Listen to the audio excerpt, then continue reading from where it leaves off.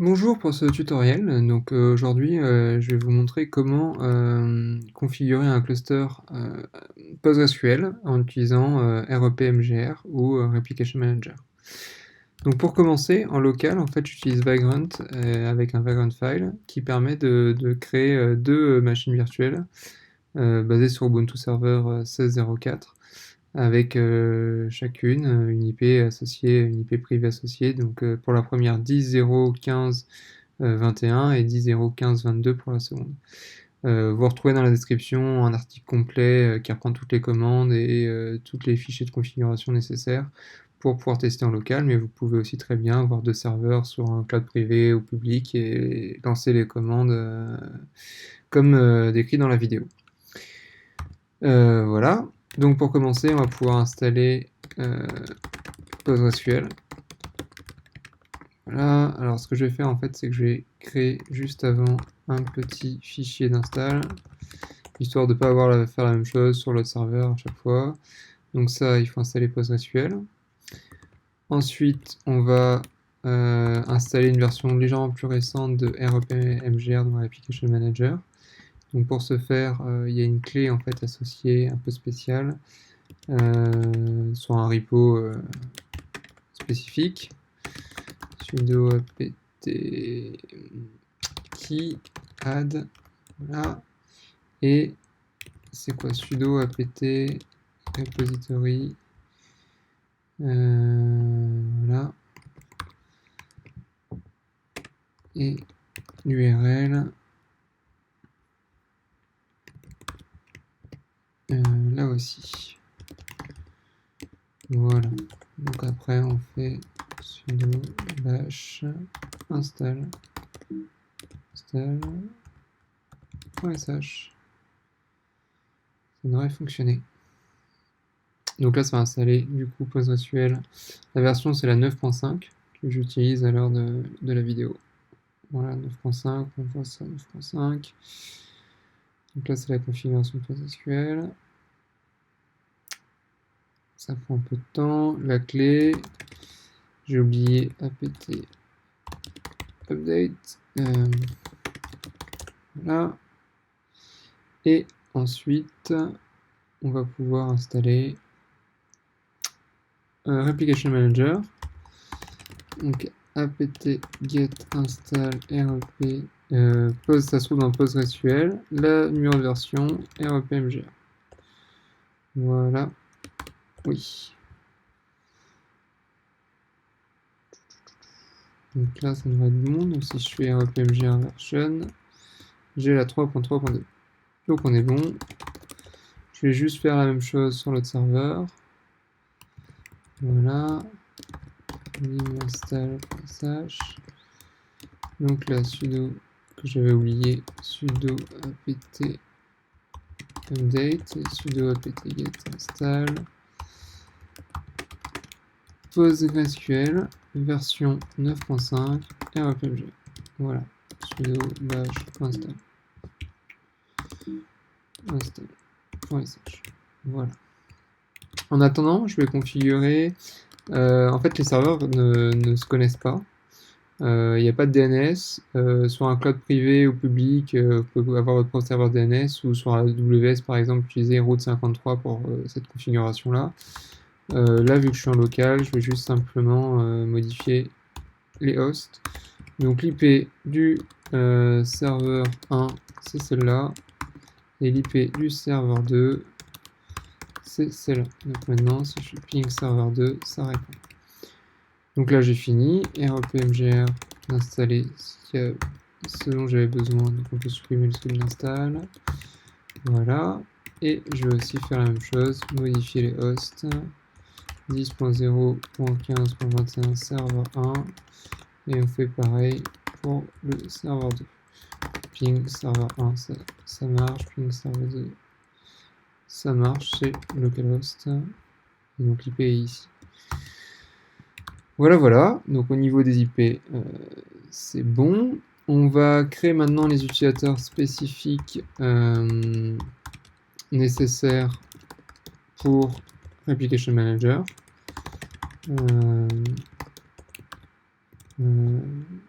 oui, c'est utilisateur Postgres. Donc, on utilise la commande de PostgreSQL directement pour créer l'utilisateur Application Manager avec le droit de réplication, les droits pour créer des nouvelles bases de données parce qu'ils vont en avoir besoin par cluster, le droit de créer des rôles, et on va dire que c'est un super user aussi parce que ça a besoin de beaucoup de droits en fait pour fonctionner. Donc là, on a pu créer l'utilisateur. On va lui créer aussi la base de données initiale Application Manager avec l'utilisateur Application Manager, tout simplement. Voilà. Donc ça, c'est fait. Donc on peut sortir d'ici. Et on va faire pareil là-dessus. Create user, application, create db, create role, super user et create db, database, application manager, owner, application manager. Donc on devrait être bon. Maintenant on va s'occuper de la config PostgreSQL principale. Alors ça c'est plein de paramètres que j'ai trouvé petit à petit avec des erreurs de Application Manager qui a besoin de temps pour fonctionner au niveau des valeurs. Vous pouvez voir la doc pour comprendre comment tout cela fonctionne. J'en parlerai aussi dans mon article qui sera dans la description. Donc ça c'est pour pouvoir se connecter en local. Pour pouvoir se connecter depuis l'IP privé du serveur 1 et l'IP privé du serveur 2. Ça c'est bon pour listen address. Maxwell Sanders, on va mettre ça à 18. Ensuite hot standby on. Il y a hot standby. J'ai oublié quelque chose. Ouais, wall level justement. Hot standby. Voilà. Et shared preload libraries. Ça c'est pour le failover automatique. Donc c'est pour utiliser les fonctions d'REPMGR. Donc ça c'est bon. Et archive command /bin /true. Donc on redémarre PostgreSQL et on vérifie que le service tourne toujours. Alors soit on peut lancer PSQL pour savoir ça. Donc là c'est bon, c'est normal hein, que ça ne marche pas parce qu'il n'y a pas de role vagrant. C'est l'utilisateur sur lequel je me suis connecté actuellement. Mais là, si on fait un sudo netstat, on peut voir aussi que PostgreSQL tourne sur ce port-là, voilà, en local et ça fonctionne. Donc on va faire maintenant pareil pour PostgreSQL sur le serveur 2. Max keep segment. Alors il faut aussi configurer tout ça automatiquement via Ansible. Je l'ai déjà fait sur un autre projet, mais là c'était pas le but de la vidéo. Le but de la vidéo c'est vraiment configurer un cluster PostgreSQL à la main. Donc, toujours pareil, on autorise de se connecter via cet IP privé, donc localhost, serveur 1 et serveur 2. J'ai pas fait d'erreur. Archive mode, donc ça c'est non, Maxwell Sanders 18. Wall level hot standby. Voilà. Level hot standby du coup on et shared reload memories RPMGR func.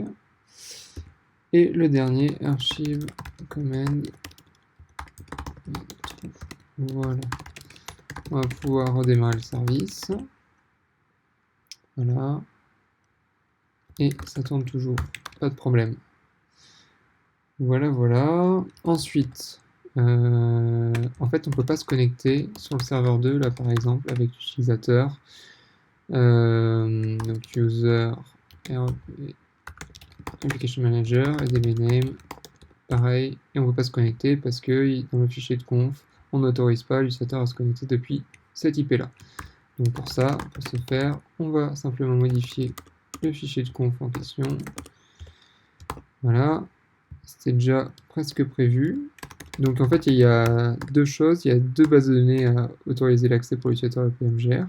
Donc il y a la base de données application utilisée pour la réplication.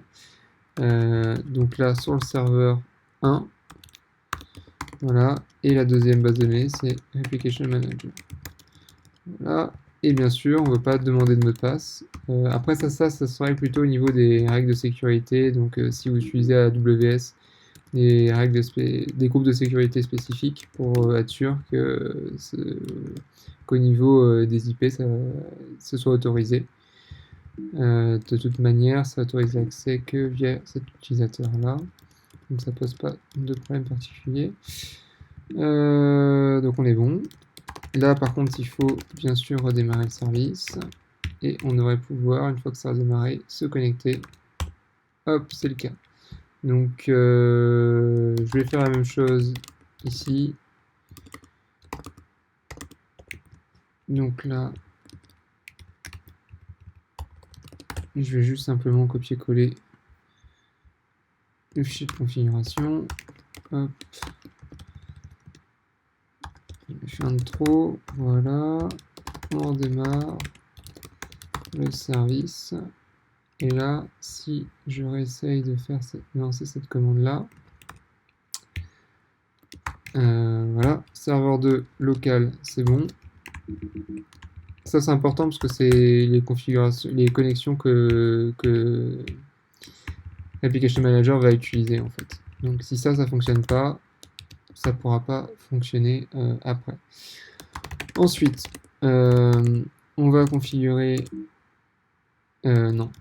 Application Manager lui-même. Donc ça, c'est un fichier de configuration qu'il faut créer à la main. Donc je vais l'appeler démo comme cluster. Le node, c'est un numéro entier, positif, différents zéros, donc 1, 2, 3, 4, 5, 6. Là, dans la set démo, il n'y a que 2 serveurs, mais on pourrait en avoir 3, 4, 5, autant qu'on veut en fait. Node name, je vais l'appeler le même nom que le host name, donc serveur 1. Et en connection info, c'est pareil que tout à l'heure avec la commande PSQL. Donc c'est-à-dire que le host, c'est serveur 1. Que l'user c'est RPMGR, domain name RPMGR et connect timeout. Donc ça c'est juste au bout de 2 secondes ça suffit pour considérer que la connexion a échoué. C'est déjà beaucoup 2 secondes. Sur un serveur en production c'est beaucoup. Pour les logs, pour le fichier de log, on va en créer un. Log level select notice, et après toute la configuration pour le failover automatique via REPMGRD, qui est un service qui tourne et qui est inclus avec REPMGR, mais c'est pas automatique en fait, par défaut c'est manuel, c'est-à-dire qu'on est obligé de le faire à la main. L'intérêt de le faire à la main, ça veut dire que si ça plante, faut avoir une intervention humaine. Le mieux, c'est que si ça plante tout seul, il y a un des serveurs standby ou slave soit élu automatiquement et promu master automatiquement. Donc ça, c'est vraiment l'intérêt d'avoir un cluster PostgreSQL. Donc failover automatique. Et ensuite, les commandes spécifiques. Promote command standby hot. On indique le fichier de configuration. Je n'ai pas fait de faute. Et on log to file. Et pareil, follow command, c'est la même chose, mais avec la commande follow. Je n'ai pas fait de faute non plus, ça me semble bien. Log file, ça c'était déjà fait. Reconnect attempts égale 4 et reconnect interval égale 5. Ça veut dire que là, en fait, il va essayer de se connecter 4 fois master. Dans un intervalle de 5, c'est-à-dire qu'en 20 secondes, il va essayer de se connecter 4 fois avant de considérer que le master n'est plus disponible et il va essayer de promouvoir un des standby en master. Donc là, on est bon. On va aussi configurer REPMGR D.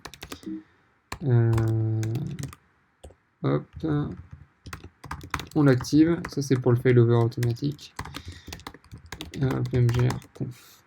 Là, sudo service REPMGRD restart. Donc là, on est bon. Je vais juste faire pareil sur l'autre serveur. Hop, Vim. Alors j'utilise Vim, hein, mais vous pouvez utiliser Nano ou VI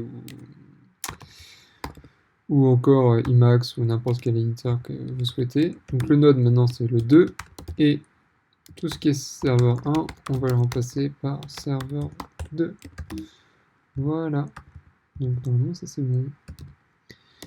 On va faire pareil pour les défauts REP-MGR-D. On va l'activer. Et puis on va changer la configuration par défaut. Voilà, REP-MGR-D. Restart. Voilà, donc là normalement on est bon. Dernière petite chose, pour que celui-là puisse, le serveur 2 puisse se connecter au serveur 1 et récupérer les données, ça va se passer par SSH. Ce qui veut dire qu'en fait, via l'utilisateur Postgres ou je me demande en fait.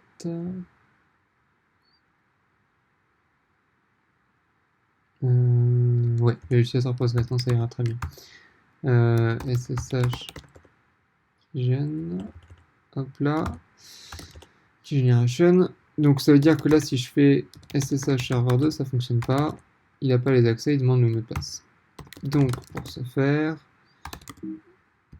on copie la clé publique sur le serveur 2. Voilà. Donc là, je vais juste générer une clé aussi de la même manière. vim.ssh authorize keys. Voilà. Donc là, on peut relancer la commande et il peut se connecter. Nickel. Et il est à ça public. On copie vim.ssh authorize keys.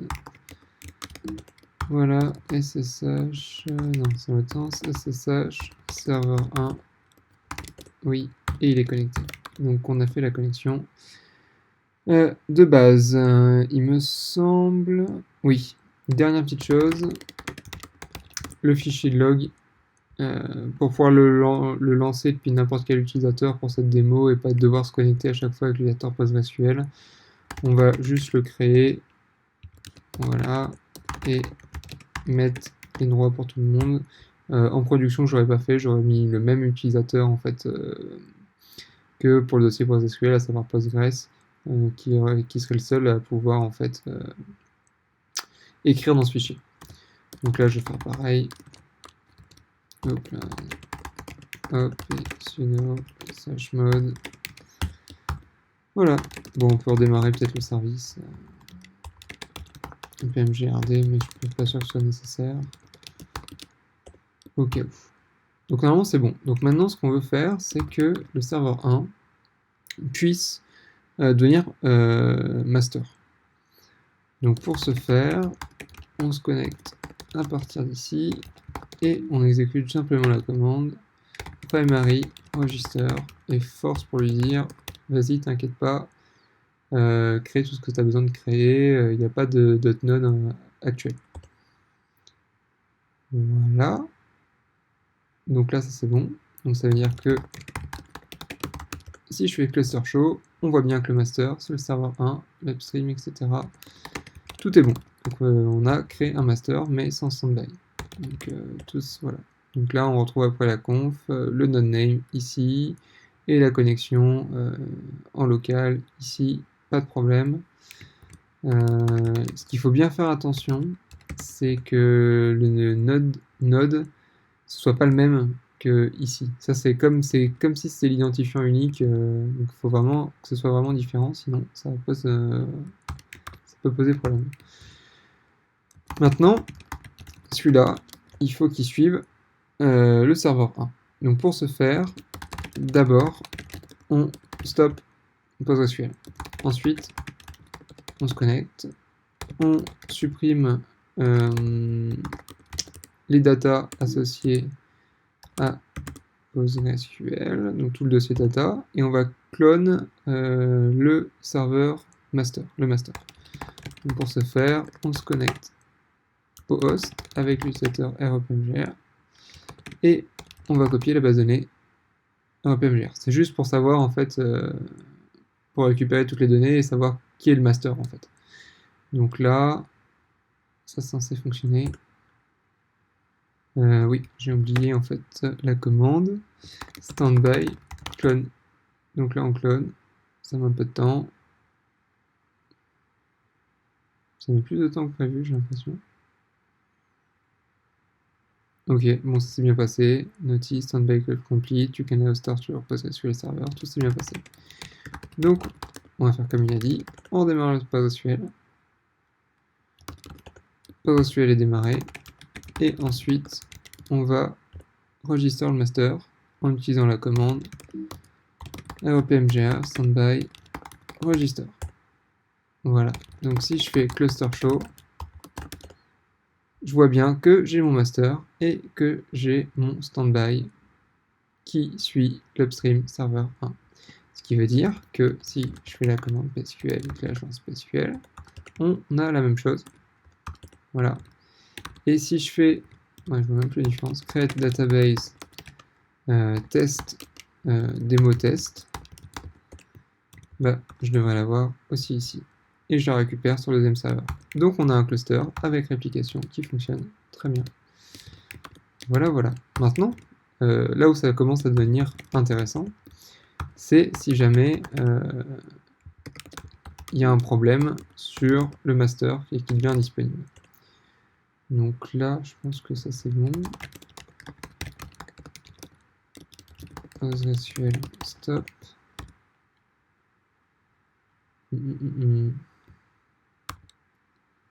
Ça ne fonctionne pas. Normalement, on devrait avoir des logs en fait. Comme quoi, il y a eu un échec. Et je me demande... REPMGRD n'a pas démarré. Pour une raison que j'ignore. Voilà. Sudo service mgrd start. On restart. Oui. Tout va bien. Restart. Est-ce que normalement je devrais l'avoir ce service-là? Voilà. Alors je sais pas pourquoi il n'a pas fonctionné. Je vais juste le lancer là aussi comme ça. Et sudo service repmgrd stop restart repmgrd. Donc là on a bien repmgrd qui est démarré. Je sais pas pourquoi ça n'a pas fonctionné avant. Je sais pas trop. Bon, en tout cas ça fonctionne maintenant. Donc je vais pouvoir refaire la même chose. Donc surveiller le fichier de log et lancer et stopper PostgreSQL. Voilà, donc là on voit que la connexion a échoué. Donc il va essayer pendant 20 secondes de se connecter 4 fois. Donc là, premier échec, deuxième échec, bientôt troisième échec, quatrième échec, et après il prend sa décision. Donc il va essayer toujours de se connecter, je crois, une dernière fois au master. Et de se promouvoir lui-même en local. Donc là il a réessayé. Promoting standby. Ah, il y a un problème parce que pgctl not found. Ça c'est problématique. Alors, on va redémarrer le serveur. C'est pas grave. Donc si je fais un pmgr cluster show, je crois qu'on est toujours bon du coup. Oui, donc j'ai trouvé la solution. Donc c'est de faire un lien symbolique sur de userlib vers userbin. C'est pas très élégant, mais ça permet de ça fonctionne et ça permet à REPMGRD d'y avoir accès. Donc on va juste le redémarrer, s'assurer que tout est bon. Voilà. Des restart et psox. Voilà, AX. Top. Donc maintenant, là, et puis on va stopper le service de nouveau master PostgreSQL. Donc là, il n'arrive pas à se connecter, il va essayer pendant 20 secondes de se connecter avant de se promouvoir lui-même. Donc là, on peut voir deuxième échec, troisième échec, bientôt le quatrième. Voilà. Et après, il va prendre sa décision et il va s'élire master. Donc là, la conclusion, je n'arrive pas à me connecter au master. Et voilà, il s'est promu lui-même master. Donc là, si on fait REPMGR, Application Manager Show, on voit que le premier serveur a échoué et que le deuxième est devenu master. Maintenant, ce qui peut être assez amusant, enfin, ce qui peut être compliqué, c'est que celui-là, maintenant, il n'est plus master et ça pose problème et on veut de nouveau il suive. Donc ça, c'est une intervention qui est manuelle. Donc, vu que c'est arrêté, on va pouvoir faire la même chose qu'on avait fait en fait au départ, c'est-à-dire revenir à l'état initial, ça veut dire que on va supprimer le dossier PostgreSQL main 9.5 main, voilà, et on va suivre le master, donc c'est le serveur 2 maintenant. L'utilisateur c'est REPMGR, la base de données c'est REPMGR et c'est standby clone. Voilà. Ensuite, donc là ça s'est bien passé. On redémarre le service. Voilà, on se reconnecte et là on fait REPMGR standby register. Force REPMGR cluster show. Et voilà, donc le nouveau master c'est le serveur 2 et le standby c'est le serveur 1 du coup. Et là, si on fait PSQL, PostgreSQL, donc la liste elle est là. Et là, si je fais démo create database démo 2, on devrait l'avoir ici et on l'a ici. Donc la réplication continue de fonctionner et notre cluster fonctionne. Voilà, donc si vous avez des questions, vous pouvez les poser directement soit sur la vidéo, soit sur l'article qui sera dans la description publié sur Medium. Et n'hésitez pas à vous abonner sur la chaîne et suivre pour d'autres vidéos. Voilà, j'espère que ça vous aura plu, que ça permet de démystifier un petit peu la configuration d'un cluster PostgreSQL qui n'est pas forcément parmi les plus simples. Et à bientôt pour d'autres tutoriels.